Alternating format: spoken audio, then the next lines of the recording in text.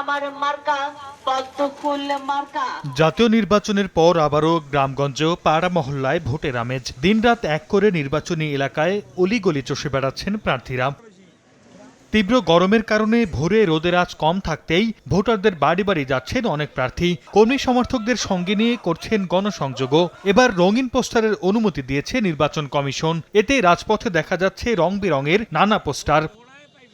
ভোটের বাইরে বিএনপি আর আওয়ামী লীগের প্রতীক না থাকায় মাঠে একাধিক প্রার্থী। সেই সুযোগ কাজে লাগাতে মরিয়া অন্য দলের প্রার্থীরাও। আমি দুর্নীতিমুক্তভাবে উপজেলা পরিষদ যে 5 বছর চালিয়েছি, এজন্য তারা আমাকে আবারও নিয়ে আসবে এই প্রতিশ্রুতি ভোটাররা আমাদেরকে দিয়েছে। 10 বছরে অনেক উন্নয়ন করেছে নড়িয়ায়। রাস্তাঘাট, ব্রিজ, কালভার্ট, স্কুল, কলেজ, মসজিদ, মাদ্রাসা থেকে শুরু করে সকল ধরনের উন্নয়নের কাজ আমি করেছি। সে কারণেই মানুষের কাছে আমার গ্রহণযোগ্যতা অনেক বেশি। তবে সব হিসেব নিকেশ কষে যোগ্য প্রার্থীকেই বেছে নিতে চান ভোটাররা। বিকাশে কম খরচে ক্যাশ আউটের লিমিট বেড়ে 50,000। প্রিয় এজেন্টও 2টা।